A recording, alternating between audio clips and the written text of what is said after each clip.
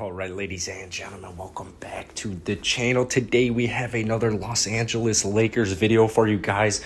Like an hour ago, Ben Mclemore got signed by the Los Angeles Lakers. This is confirmed, the whole shebang. So we're going to kind of dive into Ben Mclemore, but mainly just the Lakers and kind of how they can help each other, because the Lakers, this was their final roster, their free open roster spot. I honestly think that they might do something with McKinney. I think that they could not. I wouldn't be surprised if they're not done. But I do think the additions of Andre Drummond and Ben Mclemore combined, it's insane. Ben Mclemore, he's 28 years old. He's 6'3". A lot of people remember him. 2013 was when he got drafted out of Kansas. He was the 7th pick. Expectations were extremely high, and when he first came into the league, he got about 27 minutes in Sacramento at just 20 years old. He did not do very well. He didn't score much. His sophomore campaign at age 21, he played all 82 games. He started all 82. He got 33 minutes per game. This is when he really did much better. He shot 48% from the field, he shot 36% from three, and then he scored 12 points per game. So just his career averages aren't like nothing sexy. Like this year, he's averaging 7 points per game. On the career, a little less than 9. So just statistically, it's nothing compared to like Andre Drummond, where I mean, that dude is a beast. Like, he's averaging 17.5 points per game, 13.5 rebounds per game. It's just insane. But before I go any further in this video, if you guys enjoy it, hit that like button, hit that subscribe button. Over like 75% of my viewers are not subscribed.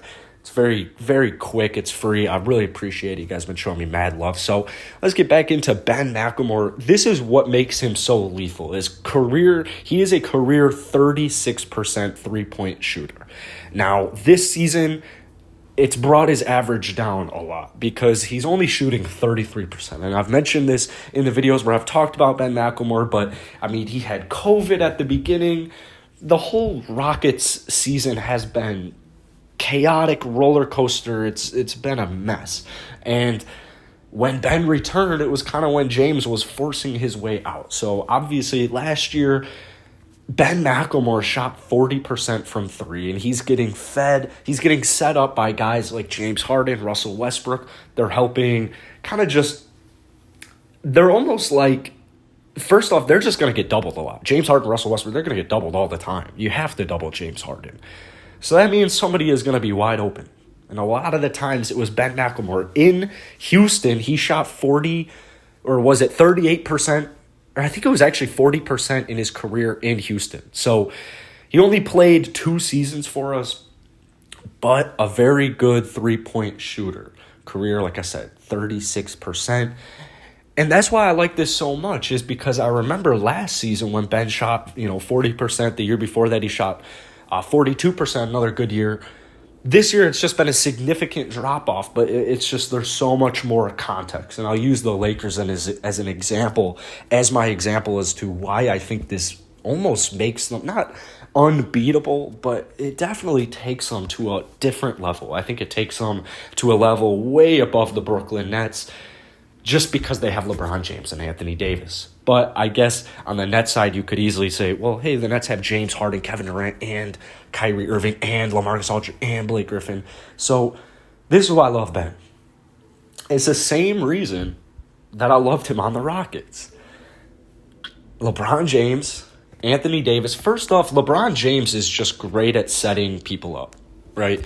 So that's just going to work right there, because LeBron makes everybody on the court better.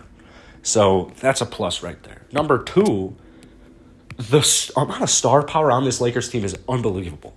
It really is. Like, especially just defensively, it's unbelievable. But offensively, it's scary, because take LeBron James. So you get a mismatch on LeBron James, or you're doubling LeBron James.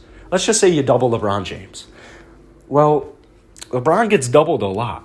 Anthony Davis, he gets doubled a lot too. Well, guess who they just picked up? Andre Drummond, a 7-footer, best rebounder in the NBA. You have LeBron James, Anthony Davis, and Andre Drummond on the court at the same time. you're going to have to crash rebounds because we're about to be an incredible starting rebounding team just with Anthony Davis, such an elite defender. He's very long. He's tall, too.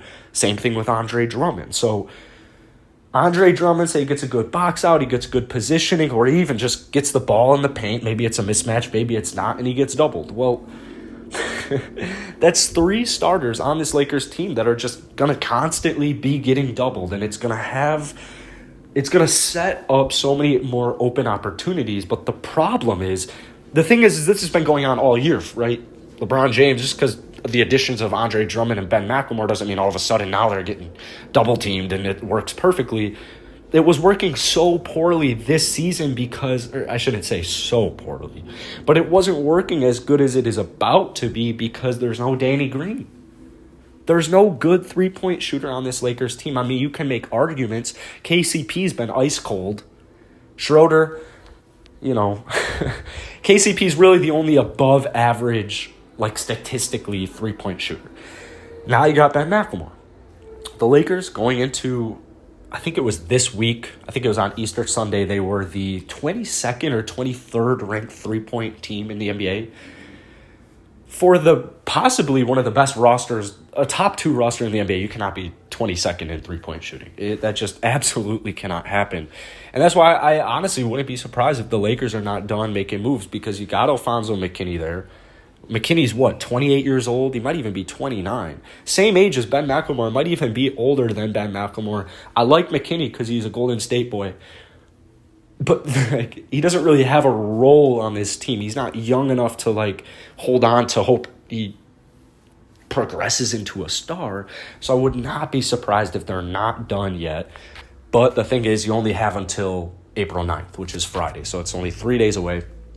But McKinney, it's just I don't like it. I would so much rather get another 3-point shooter, but it's important to keep in mind the buyout market. Like Ben McLemore just got bought out the other day, or he just got waived the other day. So all these other guys, Otto Porter Jr. even, Kyle Korver's retired, but Wayne Ellington specifically is who I'm thinking about. Even Avery Bradley, it's all just speculation that they're going to get bought out. They haven't actually gotten bought out. It's all just speculation. So if buyouts continue, if these guys get bought out, we have a whole nother conversation. But as of right now, there's not much out there. There are guys out there, and I'll make some more videos about that, but it's not like elite three-point shooting guys like Ben McLemore. So if you enjoy this video, hit that like button, hit that subscribe button. Like I said, I do this every day. There's a bunch of Lakers content on the channel, so I think you guys would really appreciate that.